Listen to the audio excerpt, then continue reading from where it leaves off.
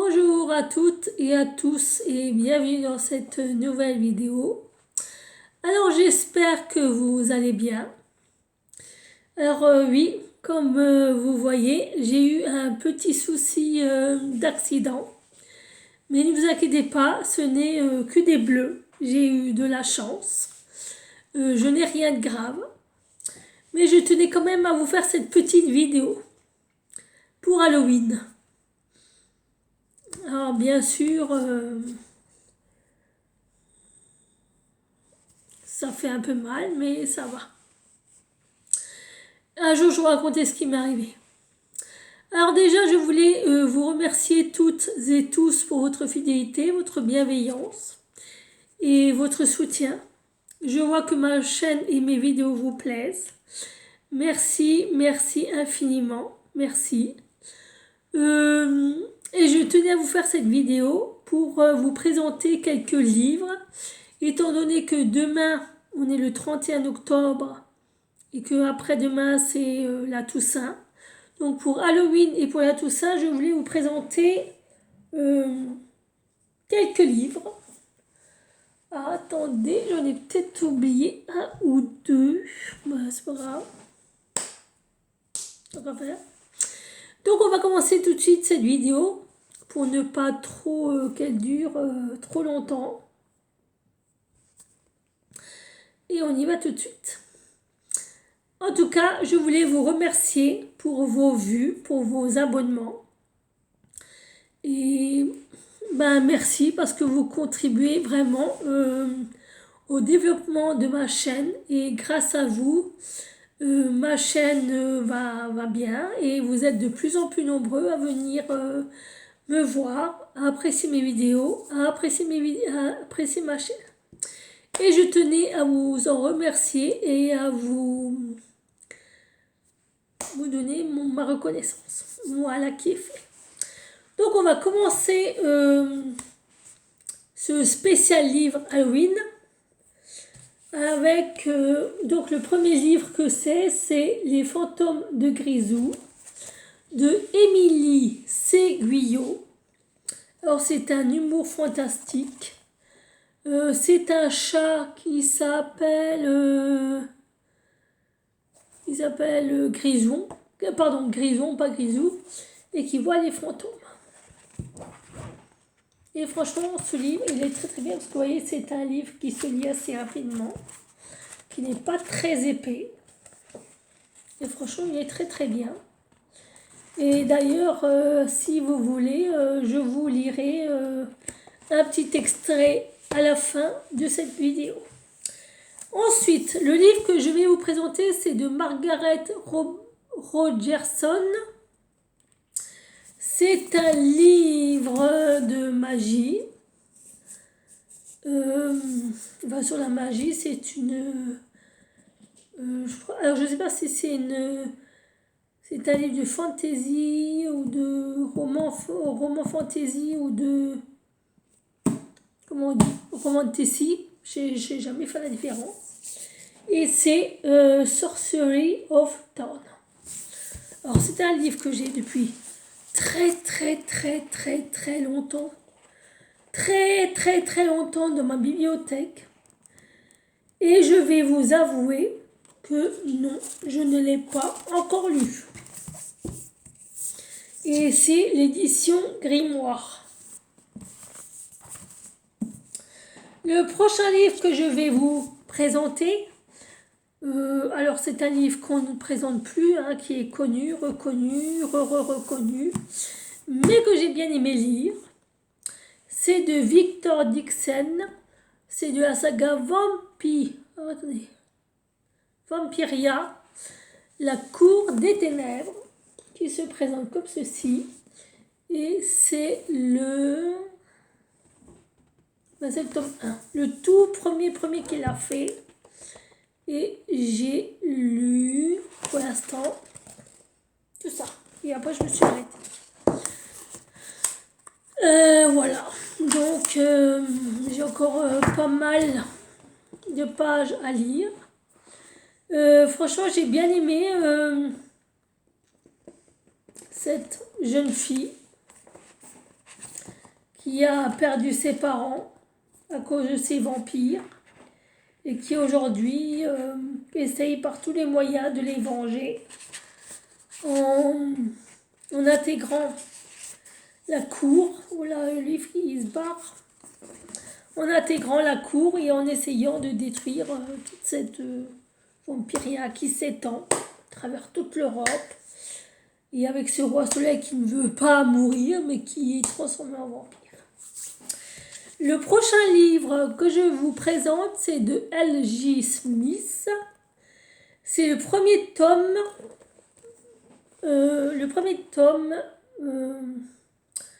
de la saga Prémonition. Et c'est Étrange pouvoir. Alors celui-là, je ne l'ai pas lu beaucoup. Enfin, je crois, attendez. Ouais, je ne l'ai pas lu beaucoup, j'ai lu que ça. Donc je ne vais pas vous spolier. C'est juste l'histoire d'une jeune fille qui a des pouvoirs et qui un jour est recrutée dans une secte où on lui fait croire que les gens de cette secte, enfin les gens de cette société sont comme elle, sont perdus, ils ont du pouvoir, ils ne comprennent pas, ils ont des doutes, ils se questionnent, ils se remettent en question. Est-ce que leur pouvoir c'est une malédiction, est-ce qu'ils en veulent? Et on lui monte la tête en lui disant oui mais tu vois, tu n'es pas comme les autres, tu es comme nous sommes ta famille, les autres c'est ni tes amis, ni ta famille, il faut les renier, reste avec nous on va faire des grandes choses pour toi, on va t'aider, nanana. Et je ne vous dirai pas le reste, ni la suite. Ensuite, un livre que j'aime beaucoup et que j'aime beaucoup, je trouve qu'il est très intéressant, c'est de Didier Van Cauwielaert, Le pouvoir des animaux. Alors celui-là, il n'a rien d'effrayant, il n'a rien d'halloweenesque, il n'a rien de fantomesque, il n'a rien de tout ça. Il parle juste des animaux,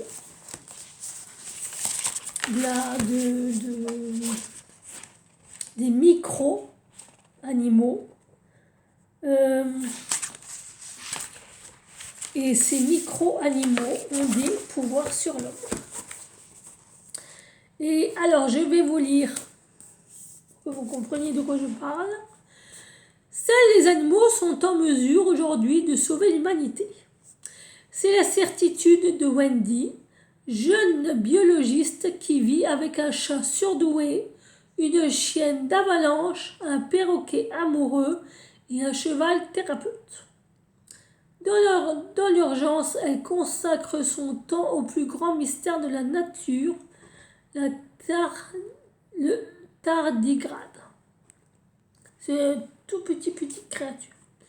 Une créature d'un millimètre, indestructible et quasi immortelle, dont une protéine pourrait triompher des pires maladies humaines. Frank, lui, explorateur des glaces et généticien, s'efforce de réintroduire le mammouth en Sibérie pour empêcher la plus grave des catastrophes. Le dégel du sol qui libérerait des millions de tonnes de méthane et de gaz carbonique. Et si la survie de la planète dépendait de l'union de ces deux passionnés que tout oppose. Voilà. Et franchement, ce livre, il est topissime. Au début, quand je l'ai vu, je me suis dit, wow. Et il ne doit pas être terrible. Et bien, en fin de compte, je me suis dit, en commençant à lire, je me suis dit, oh, il est quand même pas mal. L'histoire est intéressante. Non, franchement, il est pas mal du tout. Il est bien. Je vous le conseille. Alors, j'ai un grand secret à vous dire. Oui. Très très grand. Extrêmement grand. Ah oh, des fois j'ai mal. Quand même, hein. Je me suis pas ratée, hein. Enfin bref. Oui, j'ai fait demain je vais faire scanner et radio. Pour voir s'il y a rien de cassé au niveau de la mâchoire. Là. Et puis au niveau de la tête. Mais je me suis dit, bon allez, même si j'ai un petit bobo, hein, j'ai un petit peu mal à la tête, faut quand même que je fasse cette vidéo. C'est vrai que... Voilà, enfin bref. Je suis un peu aussi fatiguée. Voilà. Oui, c'est vrai, je dois vous avouer un grand secret. J'ai un très grand secret à vous avouer. Et bien, vous savez quoi? Tout ça, c'est une blague. En réalité, je n'ai rien du tout. Et je n'ai absolument rien du tout. Mais comme demain, c'est Halloween, même si j'aime pas cette fête, que je trouve que c'est commercial, je me suis dit, pour la vidéo, on va quand même leur faire une petite farçonnette. Alors j'espère que ma blagounette a marché. Et j'espère que vous avez, vous avez, vous n'avez pas eu trop peur. Ah, par contre, je vous jure, mon copain, il m'a pas encore vu. Je me suis maquillée, il est rentré. Et je lui fais, oh, regarde ce qui m'est arrivé et tout, mais avec un air dramatique, hein, presque en train de pleurer. Et il me regarde, il me fait, qui c'est qui t'a fait ça? Je lui dis, ouais, écoute, j'ai eu un accident, je suis tombée dans des escaliers. Je sais plus ce que je lui ai raconté. J'ai dit, ouais, j'ai dit dans l'escalier, et puis j'ai glissé, ça glissait, et puis boum, badaboum, je suis tombée. Et il fait, oh putain, mais faut aller à l'hôpital et tout, tu peux pas rester comme ça, non mais t'as vu la tête que t'as, mais t'as des bleus partout, et pourquoi t'as des pansements, tu t'es ouverte, je lui dis, non, mais j'ai mal à la mâchoire, j'ai un peu mal à la tête, et puis machin. Il allait décrocher le téléphone, là, pour appeler le SAMU, mais je vous promets, à la dernière minute, je lui ai dit non, raccroche le téléphone. Je veux pas y aller parce que c'est pas vrai. Et il me regarde, il fait qu'est-ce que tu racontes? Il fait t'as vu la tête que t'as? Je lui fais non, c'est pas vrai, c'est une blague et tout. Et je lui dis c'est du maquillage. Je dis regarde. Et puis j'ai pris un coton, j'ai commencé à y enlever. Il a raccroché le téléphone, il fait mais. Il me fait non mais je rêve là. Il fait ça te fait rire? Il fait putain tu viens de me faire une tachycardie et ça te fait rire. Ah, je lui mets non, mais c'est Halloween, machin et tout. Il fait ah punaise, il fait non, mais faut que t'arrêtes tes conneries, hein. Donc, voilà, c'est une petite blagounette. Je me suis maquillée pour. Oh, j'espère que. Bon, l'illusion est pas trop. C'est vrai que j'ai un peu trop mis, hein. Là aussi, j'ai un peu trop forcé le trait. Mais voilà, parce que même là, je l'ai mis un petit peu, là, vous voyez. Mais à part ça, bah, je trouve que c'est pas trop mal. Après tout, on fait ce qu'on peut avec les moyens qu'on a. Hein. Oui, donc, sujet à part, je vais vous lire un extrait des Fantômes de Grison. Parce que j'ai vu que vous aimiez bien quand je vous lisais des trucs. Alors, je vais mettre mes lunettes. Wow. Je me fais pour moi-même là. C'est encore plus. Oh la vache. Donc,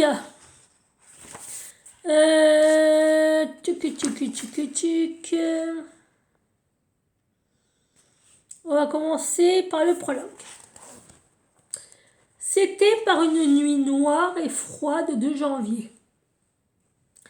Au loin, la brume recouvrait la lande et entrait lentement dans les rues des villages.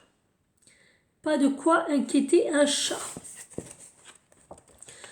Dans une remise sombre, derrière une porte qui aurait dû être verrouillée, un miroir brisé laissait passer un souffle d'air. Mon chat. Non, c'est pas un fantôme, c'est sa sœur.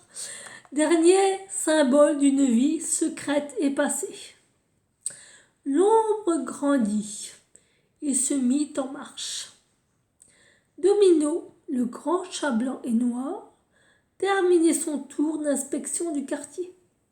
Il allait rentrer chez lui, son devoir accompli, lorsqu'il perçut un bruit étrange près de la grande maison au bout de la route. « Jadoun !» Le minot posa sa patte sur l'ombre et se glaça d'effroi. Margot, la petite chatte noire qui avait oublié de lui je recommence.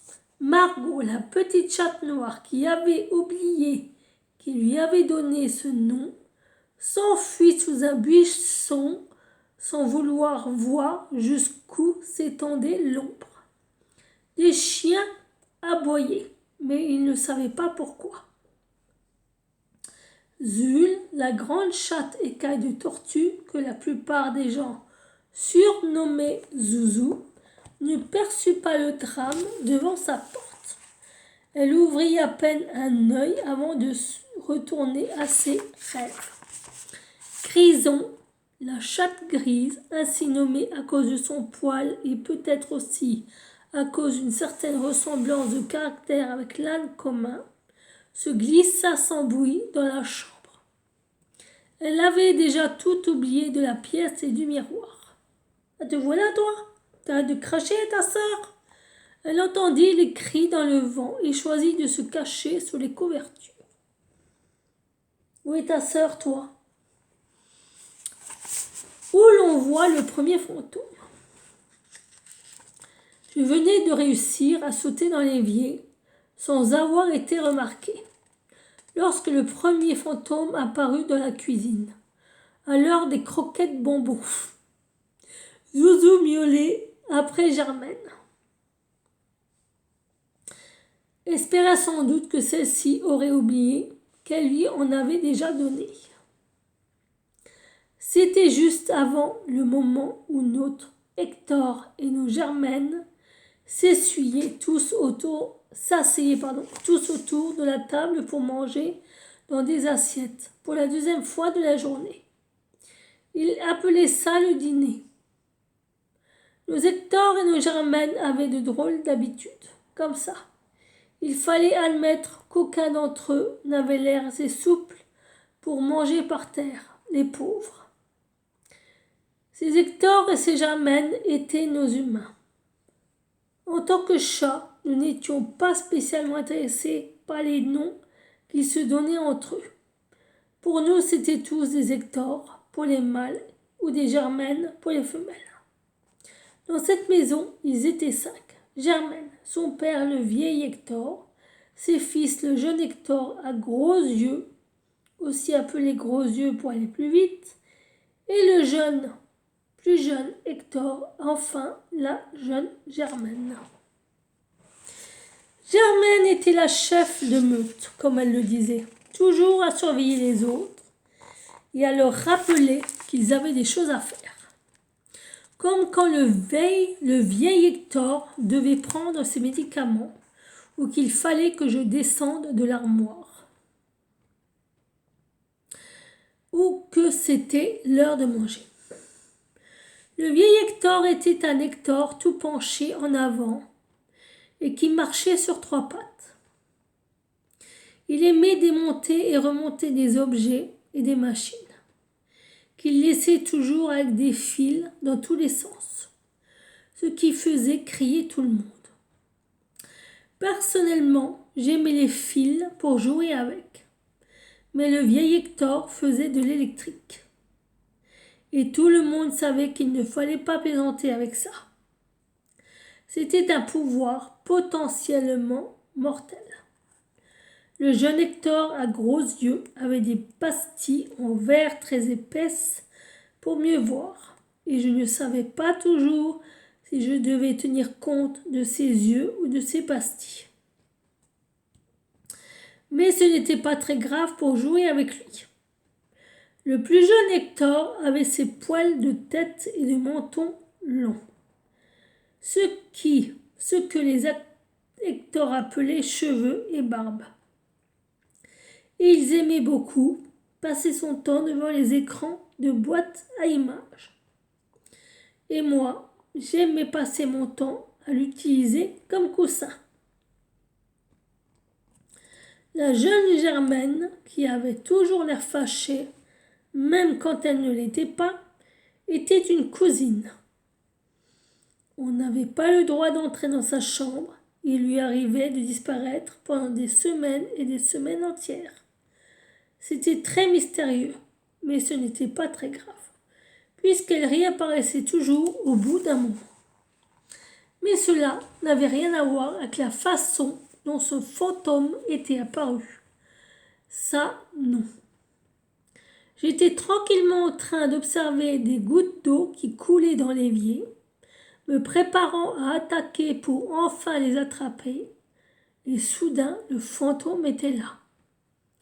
C'était une petite Germaine, avec des tresses, une jupe plissée et des hautes chaussettes qui retombaient sur ses chaussures. Je considérais un instant ses tresses, qui se balançaient à portée de mes pattes. Je détestais les intrus, surtout ceux qui arrivaient sans prévenir. Si je m'attaquais à ses poils de tête tout de suite, est-ce que cela exprimerait clairement les limites de ma patience ? Pourrais-je reprendre du poulet ? Me demanda-t-elle. La question m'étonna suffisamment pour me distraire des tresses. Il y avait quelque chose de louche dans cette demande. Les Hector ne faisaient généralement pas ça. Mais qui étais-je pour refuser la soumission d'un être dans le besoin ? Où était ce poulet dont elle parlait ? Je n'avais pas encore décidé quoi faire qu'elle s'éloignait déjà pour tenter de caresser Zouzou. Sa main traversa le dos de Zouzou, qui miaula plaintivement comme si elle avait pris un coup de pied et ébouriffé comme un balai-brosse. Fila hors de la cuisine. Moi-même, je n'étais pas très rassurée. « Eh bien, Grison, dit Germaine, qu'est-ce qui t'arrive encore ?» Tout le monde me regardait, moi de travers. Apparemment, aucun des Hector n'avait remarqué le fantôme. C'était bien typique, ça. Un phénomène surnaturel se produisait dans leur cuisine. Ils accusaient le chat. D'un autre côté, comme ils ne comprenaient jamais ce que nous disions, j'étais bien embêtée pour leur expliquer. « Tu es folle, ma Grison, » dit Germaine avec affection. Je savais que c'était un compliment au fond. Alors je n'étais pas vexée. Il me le disait tout le temps. Il disait aussi que j'étais complètement siphonnée, ce qui devait être un autre mot pour merveilleusement créative, à mon avis.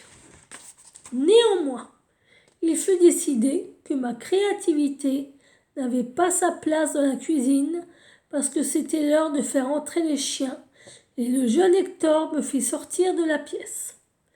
York me regardait avec envie. Enfin, probablement. C'était difficile à dire avec ses yeux globuleux qui partaient chacun de leur côté. Parce que oui, il y avait aussi plusieurs chiens dans la maison, mais eux, ils ne comptaient pas vraiment, puisqu'ils vivaient en partie dehors, les chanceux. C'étaient deux grands chiens, Chien-loup, que j'admirais beaucoup, et Chien de chasse, qui était une femelle idiote et qui pensait que tout ce qui avait notre taille était un lapin. Et puis il y avait l'espèce de chien-chat qui appartenait au vieil Hector et qui s'appelait un York. Ce qui est aussi le bruit que faisait cette chose lorsque le facteur ou n'importe qui dans la rue s'approchait de la porte. York, York, York, York. Il était parfaitement ridicule. Je lui donnais des coups de patte dès qu'il passait à ma portée. Ce n'était pas de ma faute, c'était lui qui me provoquait. Quelquefois, j'étais même obligée de ramper sous la table et de sauter sur le canapé par surprise pour être provoquée. J'étais clairement la plus lésée dans cette situation. J'ignorais York et allai dans le petit salon. C'était une grande pièce carrée avec des murs sombres et des rideaux qui donnaient une ambiance de nuit, même en pleine journée. et des fauteuils confortables tournés d'un côté vers une boîte à images. De l'autre, devant une boîte à feu. J'aimais bien les rideaux. On pouvait s'enrouler dedans, se cacher, y faire ses griffes. Et y laisser plein de poils. J'étais une spécialiste du rideau. Je savais sauter sur la fenêtre et fermer le rideau en m'enroulant dedans pour l'étirer. J'aimais beaucoup aussi la boîte à feu. Quand il faisait froid, je m'installais devant, le plus près possible, mais pas trop près non plus, à cause des boules de feu qui sautaient. Il y avait des trous sur le tapis qui marquaient où ils étaient tombés. Très peu pour moi, merci, je tenais à ma fourrure. Nous n'avions pas le droit de griffer les fauteuils sous aucun prétexte, jamais. Je ne le faisais jamais d'ailleurs, seulement quand je tenais à montrer mon agacement, comme à cet instant précis. Après m'être passé les nerfs sur le fauteuil le plus proche, je m'approchai de Zouzou, qui s'était réfugié auprès de la boîte à feu, et lui sautai dessus et lui donnai des coups de patte sur la tête afin de la pousser de sa place par pure habitude. « Fiche-moi la paix !» s'écria Zouzou. Dis-je en ignorant ses protestations. Tu as déjà vu des germaines que les autres Hector ne peuvent pas voir et qui traversent les chats? Je ne veux pas en parler. J'en ai encore des poils qui se dressent sur mon dos. Et effectivement, elle remuait la queue comme si elle pouvait s'en servir pour repousser le mauvais sort. Je faisais la même chose quand le chat de dehors s'approchait de ma maison. La germaine lui donnait à manger, ce qui était une très mauvaise idée. Ça ne faisait qu'encourager cette chatte idiote. C'était une chatte noire, en plus avec un poil graisseux qui avait l'air d'avoir été roulé dans de l'huile. C'était bien les Hector, ça. Ils étaient souvent pleins de mauvaises idées. Ils avaient peut-être la maîtrise de l'électricité, mais pour tout ce qui était basique comme le bon sens, ils avaient de sérieuses lacunes. C'est tout de même très étrange, dis-je en guettant la queue de Zouzou. Je crois que c'est un fantôme. Non, s'écria Zouzou. Cette pauvre Zouzou était tellement émotive, pensai-je. Il n'y avait pas de quoi se mettre dans un état pareil pour un fantôme, à moins que ça ne fût parce que j'avais attrapé sa queue avec mes griffes. Difficile à dire avec elle. Zouzou se jeta sur moi et tenta de me mordre le ventre. Ça devait être à cause de mes griffes alors, peut-être. En tout cas, je n'irai plus dans la cuisine, dit Zouzou. Mais les bols de croquettes sont dans la cuisine, fis-je remarquer. C'est vrai, dit Zouzou, en retournant s'installer devant la boîte à feu. Dans ce cas, il faut trouver un moyen de s'en débarrasser. Je suis tout à fait d'accord avec ça, répondis-je en m'étirant de tout mon long, de la façon la plus innocente possible. Même étirée, mes pattes restaient un peu trop courtes et n'atteignaient pas Zouzou. Flûte. Ah, tant pis, je l'aurai une autre fois. Et puis, nous avions un fantôme à chasser. Voilà pour le petit extrait de mon livre, Les fantômes de Grison. J'espère que cette lecture et que cette vidéo vous a plu. Si c'est le cas, mettez-moi des pouces bleus, commentez et surtout, abonnez-vous à ma chaîne et n'hésitez pas à activer la clochette de notification. Venez de plus en plus nombreux, ça me fait franchement plaisir de vous mettre des nouveaux contenus, de vous poster de nouveaux contenus plus original. Pour mon dessin, pour mon coloriage, j'avance petit à petit. C'est une grande page à faire avec beaucoup d'éléments. Donc je prends mon temps, mais au fur et à mesure où j'avance, je vous montrerai. Sur ce, je vous fais d'énormes bisous. Je vous souhaite une très bonne Toussaint et un très bon Halloween, je vais y arriver. Et je vous dis à une prochaine vidéo. Ciao, ciao!